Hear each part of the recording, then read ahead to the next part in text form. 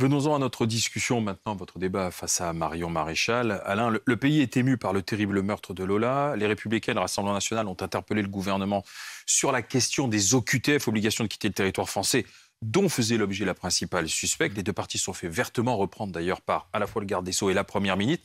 Mais est-ce que c'est vraiment indécent de débattre de ce drame à l'Assemblée nationale? Écoutez, je pense que dans un cas comme ça, qui est tellement douloureux que c'est difficile d'en parler sans tomber dans la sensiblerie. Mais la première des réactions, c'est d'être horrifié de partager la peine des parents et des proches et du collège, etc. Ensuite, je pense qu'il y a deux questions qui se posent naturellement.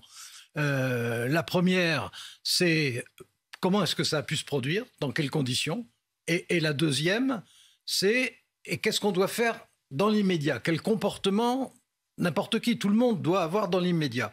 À la première question, comment est-ce que ça a pu se passer? Il ne faut pas tourner autour du pot. On s'est aperçu que la meurtrière, etc., était de nationalité algérienne, qu'elle n'était pas en situation régulière. Donc, ça a évidemment relancé automatiquement le débat sur pourquoi est-ce que la France n'arrive pas à expulser ceux qui sont en situation irrégulière, etc., etc. Bon, c'est logique de se poser la question et ça sera logique d'en débattre. La deuxième question, c'est et qu'est-ce qu'on fait dans l'immédiat?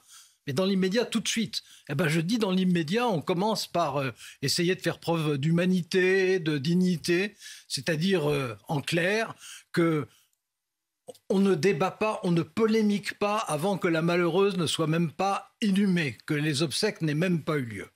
Et l'autre chose, c'est que les parents, très clairement, qui ont d'ailleurs beaucoup de dignité dans cette affaire épouvantable pour eux, ont demandé à ce qu'il n'y ait pas de débat avant que leur deuil immédiat, pas leur deuil réel, mais leur deuil immédiat ait eu lieu. Donc, moi, je trouve que c'est très regrettable qu'il y ait eu immédiatement au Palais Bourbon attaque du Rassemblement national. Bon, je dirais que là, franchement, je m'y attendais, que c'était à peu près inévitable. Et attaque et commentaire en dehors du Palais Bourbon aussi des deux candidats de LR à la présidence de LR, Bruno Retailleau, Éric Retailleau et Éric Ciotti. Et là, je me dis que c'était invraisemblable il y a 5 ans et inimaginable il y a 10 ans. Marion Maréchal. Oui, alors je pense qu'il y en a un certain nombre sur les plateaux de télévision qui pensent avoir le monopole de la décence ou de l'indignation légitime. Ou voilà. Moi, je considère que nous sommes tous, d'ailleurs, je pense, de droite comme de gauche, touchés, sidérés, horrifiés par ce qui est arrivé. Vous savez, moi, je suis une maman, j'ai 2 petites filles. Donc, sincèrement, je n'ose imaginer la souffrance des parents. Mais je ne crois pas qu'en l'espèce, cette indignation, cette accusation de récupération soit sincère. Je pense que c'est une stratégie de terrorisme politique, je dirais ça comme ça, qui a vocation à éviter de pointer du doigt les responsables, la causalité, les raisons qui fait qu'aujourd'hui Lola a perdu la vie alors que ce crime abominable aurait pu être évité.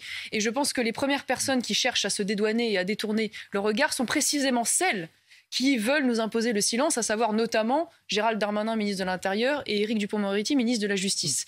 Voilà, donc moi, je vous le dis très franchement, je ne céderai pas ce terrorisme intellectuel et je m'autoriserai, comme d'autres, à poser des questions, à exiger des actes et à pointer d'éventuelles responsabilités. Bon, alors sur la question de savoir si certains ont le monopole de la morale, de la vertu, etc. Je ne parle pas de vous, je parle de manière générale. J'ai bien compris. Comme si certains n'avaient aucune moralité, aucune décence et étaient indifférents à la souffrance de la famille. Enfin, c'est insupportable comme propos. Ça, c'est vieux comme la politique.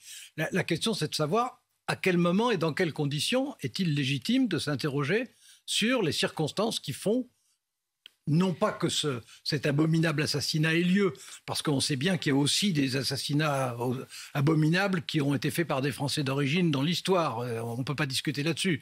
Mais en revanche, qu'on se pose des questions sur l'inefficacité de notre système devant les immigrants clandestins en situation irrégulière et sur la façon d'y faire face, il faut être honnête. D'autres pays autour de nous s'y prennent mieux que nous. Donc, ça veut dire qu'on n'a pas toujours trouvé les bonnes solutions, qu'on n'a pas trouvé les bonnes solutions. Et qu'il y ait un débat là-dessus, moi, je trouve ça non seulement souhaitable... Mais la question est, est-ce qu'il faut organiser, par exemple, un rassemblement? Vous serez présent demain soir, place d'Enfer Rochereau? Oui, tout à fait, mais je rebondis 2 secondes. Donc, vous dites vous-même qu'il est parfaitement légitime de poser la question de la défaillance de notre système sur ce cas particulier. La seule chose, c'est que en général. La seule chose, c'est que je dis. Enterrons la malheureuse d'abord, pensons à ses parents qui ont demandé qu'il n'y ait aucune forme de récupération et débattons ensuite. Marion. Je ne crois pas d'ailleurs qu'en l'occurrence, ceux qui accusent de récupération attendent un délai. Je crois que ce qu'ils veulent, c'est le silence, tout simplement, et qu'on ne parle pas de cette affaire.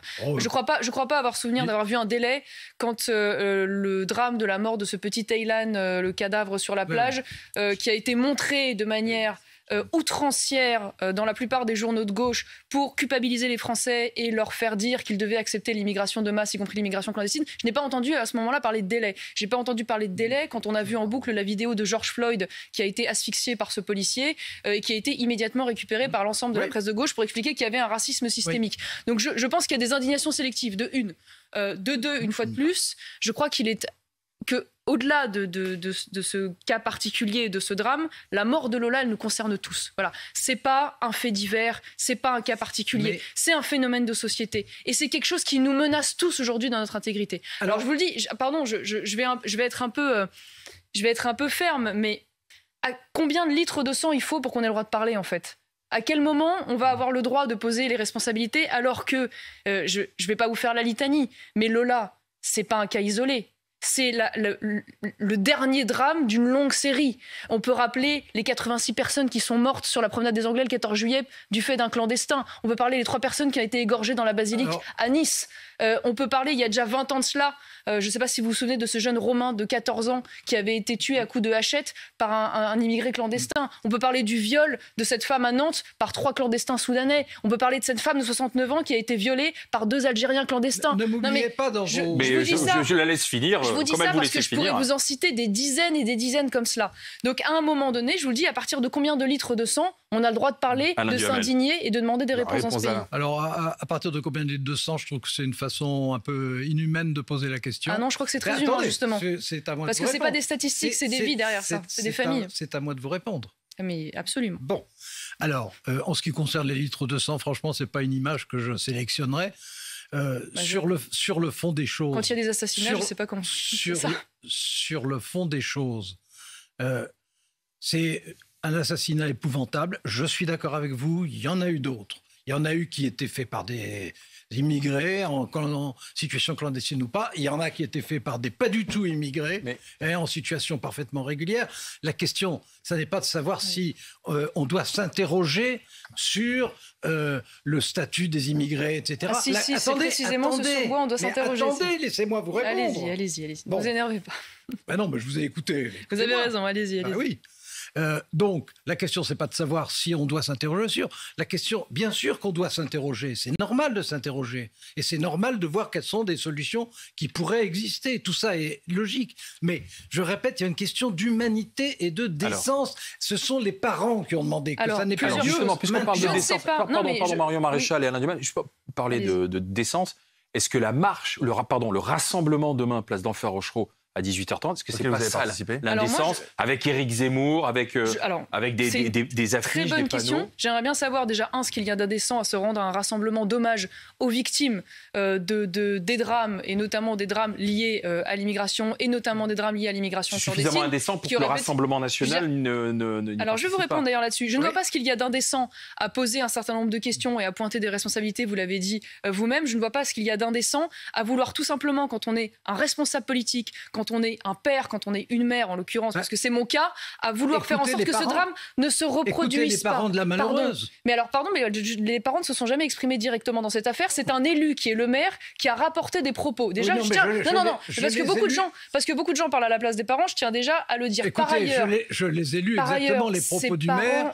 Visiblement, c'est quelqu'un qui. Oui, mais parce que monsieur, vous mettez dans récupération politique quelque chose qui n'est pas de la récupération. Moi, j'ai entendu des mots ignobles. J'ai entendu des gens parler de charognard, d'indécence, mais excusez-moi, à un moment donné, le rôle d'un responsable politique, mais même le rôle d'un citoyen, parce que l'indignation qu'on a, elle est aussi celle d'un citoyen, c'est de faire en sorte que ce drame ne se reproduise pas, c'est de réagir immédiatement, même si parfois c'est dans l'émotion, même si c'est rapidement, parce que l'émotion dont vous parlez, vous accusez les politiques de faire ceci et de cela, mais elle est d'abord populaire, c'est les Français qui se sont emparés de ce sujet. Pourquoi Marine Le Pen et Jordan Bardella ont finalement renoncé, selon vous, à participer à ce rassemblement demain soir? Je pense qu'ils ont tort, voilà. Et je pense qu'ils ont tort, pourquoi ? parce qu'ils ont cédé au terrorisme intellectuel que nous subissons maintenant depuis 48 heures de la part du gouvernement, de la part d'une partie des journalistes de gauche du Front qui veulent... Rassemblement National manifestement si, et je le regrette. Et donc, la conclusion de ça, c'est qu'ils préfèrent donc faire un hommage de leur côté, plutôt de se joindre à, pour le coup, un rassemblement qui est un rassemblement populaire, qui n'est pas organisé par des partis politiques, je tiens quand même à le dire, mais par une association... C'est beaucoup de zémouristes. Non, mais pardon, c'est une association qui n'a rien à voir avec Éric Zemmour, qui existe depuis des décennies. On ne sait pas, puisque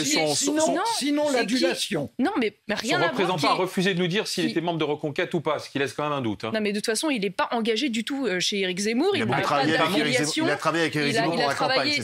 Il a travaillé, parce que moi je l'ai connu en tant que député, pas lui directement, son prédécesseur. Il travaille avec l'ensemble des partis politiques, puisque c'est une association de lobbying sur les questions de sécurité et de justice. Voilà. Donc moi je vous dis, il y a un rassemblement populaire. Je trouve regrettable que le Rassemblement national, comme d'autres, brise cette unité nationale sur ce rassemblement pour faire les choses dans leur coin. Et une fois de plus, je ne vois pas ce qu'il y a d'indécent à vouloir rendre hommage à cette victime et à toutes les victimes d'ailleurs qui sont mortes dans les conditions qui ont été quasiment celles de Lola par le passé. Alain, pourquoi, selon vous, Marine Le Pen et Jordan Bardella ont décidé finalement un peu au dernier moment d'y renoncer?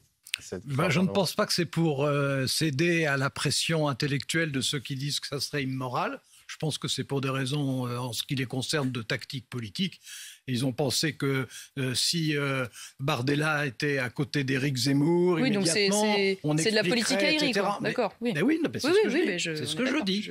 Donc c'est pas le terrorisme intellectuel, c'est plus une stratégie politique. Donc c'est pire. C'est même pas une stratégie, c'est de la petite tactique quotidienne, ça. C'est pire. Mais il reste, et je voudrais quand même terminer par ça, il reste l'essentiel. C'est un cas exceptionnellement douloureux, comme on en a connu malheureusement beaucoup. Ignoble, oui, vous avez raison. Mais non, mais c'est la réalité. Bon, ça touche tout le monde. Vous avez des enfants, moi aussi, des petits-enfants, etc. Donc on est tous concernés par ce genre de choses. Et d'ailleurs, les réactions vont dans ce sens-là. 3, c'est normal de s'interroger, je le répète, sur les conditions dans lesquelles ça peut avoir lieu et sur les insuffisances de la politique française en termes d'immigration. Mais 4, un peu de... Alors, vous me dites aux États-Unis, ça ne s'est pas passé, effectivement. Mais les États-Unis ne passent pas pour le pays le plus décent du monde. Du traitement de l'affaire George Floyd en France, par les médias de gauche. Franchement, à partir du moment où... en tout cas, on croit sincèrement que les parents souhaitent attendre l'inhumation pour que les débats aient lieu, eh ben faisons comme ils le demandent. Et puis voilà. Et ensuite, débattons autant qu'il faut débattre. Je vais vous poser une question, parce que moi, je parle pas... S'il faut une commission d'enquête parlementaire pour savoir pourquoi fonctionne tellement mal la méthode française vis-à-vis des immigrants en situation irrégulière, etc., eh ben faisons une commission d'enquête. S'il faut un débat spécifique à l'Assemblée et au Sénat, faisons-les. La question, c'est pas de s'asseoir sur les problèmes et de les ignorer. Il faut les aborder. Mais je trouve que d'avoir dans la tête, surtout quand il s'agit des choses aussi douloureuses, d'une enfant, etc., enfin, on connaît tous les conditions abominables dans lesquelles ça s'est passé. Moi, je trouve que si on donnait un exemple de décence pendant, je ne demande pas pendant 1 mois, mais pendant 3 ou 4 jours, en tout cas jusqu'à l'inhumation, je pense que c'est un meilleur... Tout à l'heure, vous avez cité... C'est insupportable parce qu'en fait, si vous voulez, ce qu'on est en train de constater là, c'est qu'en réalité, vous l'avez dit vous-même, tout ça, c'est de la politique aérienne. Voilà. Non, moi, je ne crois pas... Je ne crois pas que l'appel à la décence du gouvernement soit lié au fait qu'il veut véritablement respecter un délai. D'ailleurs, délai qui, selon les affaires, une fois de plus, les concerne ou pas. Parce que là, on a mis 3 jours à avoir une réaction du gouvernement et notamment du ministère de l'Intérieur sur l'affaire, en expliquant que non, il ne commentait pas les affaires en cours, judiciaires en cours, chose que Gérald Darmanin a fait, je pense, une dizaine de fois sur bien d'autres sujets sans aucun scrupule. De la petite politique. Non, je ne fais pas la petite politique, je suis factuelle et je dis les choses. Voilà. Et je vous dis que quand on a un gouvernement qui est immédiatement responsable, parce que, pardon, la réalité, c'est qu'il y a une défaillance générale sur cette affaire en particulier et en général. Sur les OQTF. Parce que depuis 2006, quasiment aucune OQTF, obligation de quitter le territoire français, n'a été exécutée. Et la loi date de 2006. Pour plein de raisons. Mais dans cette affaire-là en particulier, il n'y a pas eu de notification de l'OQTF en question. Les 30 jours pour le départ volontaire étaient dépassés, donc elle était factuellement, elle aurait dû être prise en charge par les pouvoirs publics pour être expulsée. Et enfin, elle aurait pu... dizaines ou centaines de milliers de personnes. Elle aurait pu être en centre de rétention du fait de son statut. Rien de tout cela n'a été fait. Non, parce qu'elle n'avait pas de casier judiciaire, elle n'avait pas d'antécédents. Elle ne pouvait pas être en centre de rétention. Non, pardon. Le centre de rétention, c'est qu'on a le risque que la personne en question n'applique pas l'obligation de quitter le territoire et puis se soustraire à cette décision. En l'occurrence, pour différentes raisons, je ne vais pas rentrer dans le détail, mais elle pouvait répondre à ces critères. Mais je connais le détail aussi. Quand la réponse... la probabilité était nulle. Les gens vérifieront, il n'y a pas de problème. J'ai vérifié juste avant de venir. En tout cas, ce qui est sûr, c'est que quand la réponse du gouvernement dit aujourd'hui, on va répondre fermement, on va créer 300 places supplémentaires dans les centres de rétention. Nous travaillons d'arrache-pied pour faire en sorte que les expulsions soient suivies des faits, dit M. Véran. D'ici 2026, il y a 300 notifications de quitter le territoire par jour qui sont prononcées. 300 par jour. Et on va avoir 300 places supplémentaires d'ici 2026. Ne m'apprenez pas ce que je savais avant que vous soyez né, quand même. Dans cette affaire, ça très n'est bien, pas... mais manifestement, vous n'avez pas été très efficace dans l'influence parce que ça n'a pas changé depuis 20 ans. Je ne suis pas au gouvernement. Ça, je suis d'accord. Vous êtes journaliste politique. Oui, alors. Donc, manifestement, vous n'avez pas eu une influence notable sur la vie politique, semble-t-il, de ce point de vue-là, en tout cas. Je ne sais pas pour le reste. Mais pourquoi on n'arrive pas à régler ce problème depuis tant d'années ? Mais c'est exactement ce que je m'évertue à essayer d'expliquer. Pourquoi est-ce que ça fait... Parce que malgré les promesses des gouvernements, ça fait plus de 20 ans que ça dure. Pourquoi est-ce qu'on est inefficace ? Alors, on est inefficace en partie pour de bonnes raisons. Les bonnes raisons, c'est que la France, tradition des droits de l'homme, législation, constitution, etc., la France est un pays qui est plus protecteur vis-à-vis des immigrés que la plupart de nos pays voisins. Il y a aussi de mauvaises raisons. Dans les mauvaises raisons, il y a l'extraordinaire bureaucratie française qui fait que ce qui doit être fait en un mois n'est même pas fait au bout de 2 ans. Ça, c'est une réalité. Peut-être par manque de moyens, ce ne sont pas les personnels. Mais 3, parce que la législation n'est pas réaliste, que la législation n'est pas adaptée. Et c'est pour ça que je trouve que ça serait normal et même indispensable qu'il y ait vraiment un débat là-dessus, qui est à partir de l'expérience des pays d'à côté, en prenant évidemment les pays démocratiques qui nous entourent, pas ceux qui sont en train de tourner mal, mais en prenant les pays démocratiques qui nous entourent et qui y arrivent mieux que nous, qu'est-ce qu'on peut faire ? Qu'est-ce qui arrive mieux que nous ? Par exemple, l'Allemagne arrive mieux que nous. Le taux de... pourquoi alors ?